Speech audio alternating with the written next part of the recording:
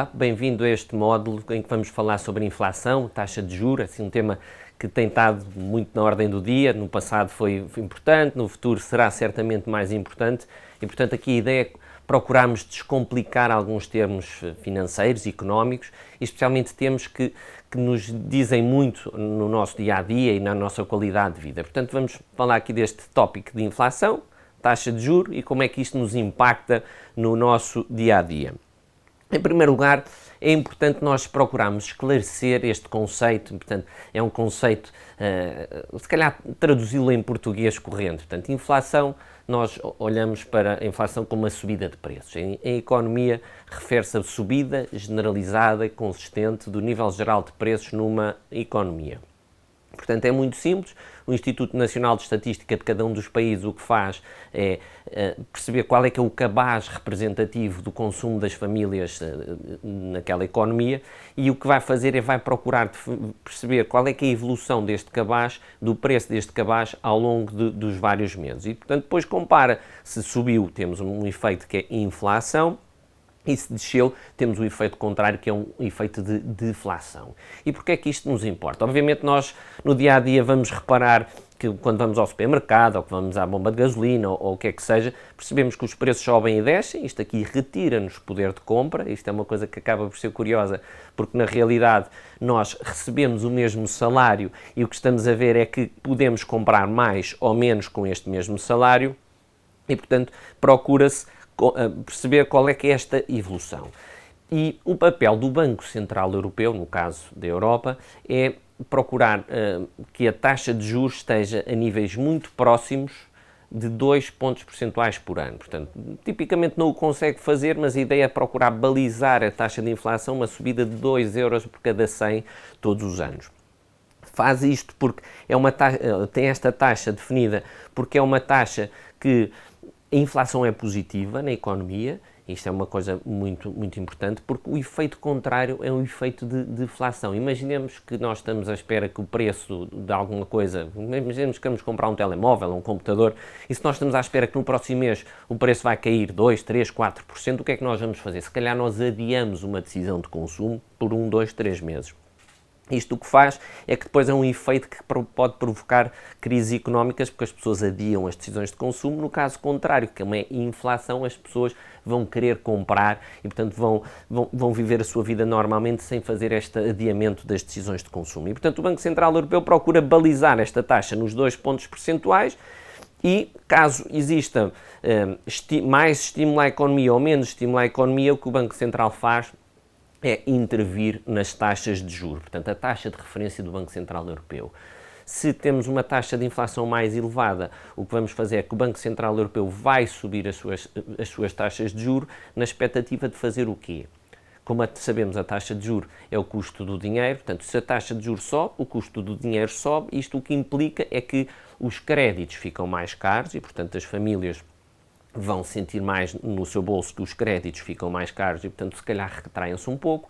As empresas, nos seus investimentos, os investimentos também ficam mais caros e, portanto, procurar arrefecer aqui um pouco a economia. Portanto, em momentos de inflação, tipicamente haverá uma subida das taxas de juros. Quando a taxa de inflação está a baixar, o Banco Central poderá reduzir a sua taxa de modo a provocar aqui um estímulo. Portanto, é o contrário. Portanto, se a minha taxa de juros baixa, eu estou a incentivar os consumidores a consumir mais, estou a incentivar os agentes económicos a investir e, portanto, temos aqui um efeito que acaba por amortecer. E isto é muito interessante porque isto tem um impacto muitíssimo grande nas famílias portuguesas e nas famílias dos outros países. Como sabemos, um movimento muito grande, uma subida muito rápida da taxa de juros vai fazer com que as famílias paguem muito nos seus créditos e isso acaba por ser bastante preocupante. E, portanto, o que é que nos interessa perceber? Portanto, esta subida generalizada que esteja ali perto dos 2 pontos percentuais. No futuro devemos ter muitas oscilações, todas as questões de eventuais guerras, problemas nos transportes, mesmo as pandemias que já assistimos no passado, etc. Tudo isto tem um impacto no dia-a-dia, um impacto na inflação. E, portanto, como é que funciona depois este sistema de o Banco Central sobe as taxas de juros? Isto é importante, mas o Banco Central não tem um impacto direto nas taxas que nós, famílias, pagamos nos nossos créditos. Como sabemos, existe outra taxa, que é uma taxa que está muito, que cada vez mais vamos tendo conhecimento, que é a taxa Euribor. Euribor quer dizer European Interbank Offer Rate. Portanto, é uma taxa de empréstimos, dos principais bancos da zona euro. Portanto, determina-se, imaginemos que é uma Euribor a 12 meses, o que se vai perceber é, existem 50 e poucos bancos que contam para esta média, o que vai acontecer é que percebe-se qual é que é a taxa média dos seus empréstimos e isto vai ser a taxa Euribor. E percebemos que, claramente, quando o Banco Central Europeu sobe as taxas de juros, há um impacto em que os bancos também vão subir as suas taxas, porque o seu custo de financiamento fica mais caro, portanto a taxa de juros sobe. Quando o Banco Central Europeu baixa a sua taxa de juros, ou quando há essa expectativa de redução da taxa de juros, o impacto vai ser que a taxa Euribor vai diminuir. E isto é importante porquê? Porque a prestação que nós temos no crédito, como sabemos, quando eu tenho uma prestação, imaginemos de 500 euros, há uma componente que é a amortização de capital e há outra componente que é o pagamento dos juros. Quanto maior for a taxa de juros, maior vai ser o peso do pagamento de juros e menor o peso da amortização de capital e vice-versa. Portanto, é um efeito que se contrabalança. E, portanto, para termos aqui uma ideia, por exemplo, um empréstimo de 100 mil euros com uma taxa de 1%, na realidade, eu tendo uma prestação de 322 euros por mês, há aqui um peso que é 83 euros, são juros, é o pagamento de juros. Se a taxa subir destes 1%, sobe 2 pontos percentuais para 3%, a minha prestação vai subir 100 euros, portanto, mais ou menos é 50 euros por cada 1%.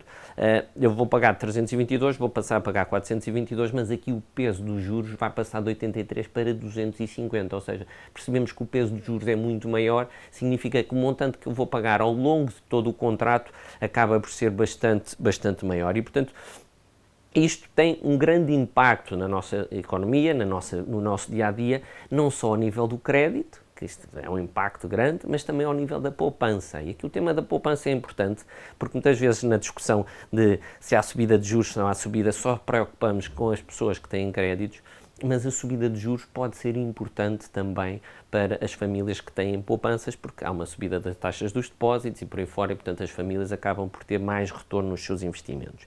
Portanto, nós aqui gostávamos de trazer outro conceito, que é o conceito da taxa de juros real e a taxa de juros nominal. São duas taxas de juros que importa conhecer aqui a diferença.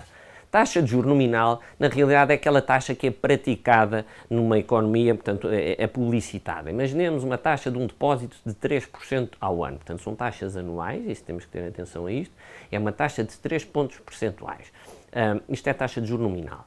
Agora, não é o mesmo eu ter uma taxa de 3% num ambiente de inflação de 2%, ou de ter uma taxa de 3% num ambiente de inflação de 10%. E, portanto, trazemos o conceito de taxa de juro real, que na realidade é a taxa de juro nominal menos a taxa de inflação. Portanto, neste exemplo que dei, se a taxa de inflação for de 10% e uma taxa de juro nominal for 3%, eu na realidade tenho uma taxa de juro real de menos 7%.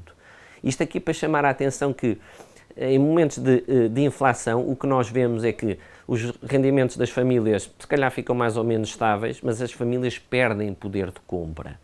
E nos investimentos é a mesma coisa. Estão a garantir, imaginemos um PPR que me garante uma taxa de juros de 2%. Num ambiente de taxa de inflação, ele está a garantir que é garantidamente que eu vou perder dinheiro. Acho que vou ter mais de 2 euros por cada 100, mas esses 2 euros vão comprar muito menos no futuro. E, portanto, ao longo deste curso vamos falar um pouco destes conceitos, especialmente quando tocamos no conceito de investimento, de nível de assumir riscos nos investimentos, etc., porque a ideia de procurarmos fazer com que as pessoas investam ou que pensam nas vantagens do investimento é exatamente para não perderem ou mesmo para ganharem poder de compra. E, portanto, este módulo é assim um módulo mais, eventualmente mais teórico, inflação, taxa de juro nominal e taxa de juro real. Vamos falar mais à frente sobre investimentos, sobre poupança, sobre orçamento familiar, portanto, fiquem connosco e acho que é importante percebermos se há dúvidas, se precisarem de esclarecer alguma dúvida ou dar algum comentário. Temos muitas informações nas descrições destes vídeos, pedimos que, se acham que pode ser interessante, que subscrevam, que partilhem estes vídeos com quem assim o desejarem, porque a ideia é criarmos aqui uma comunidade de pessoas que vão poupar e vão investir e que vão melhorar a sua qualidade de vida.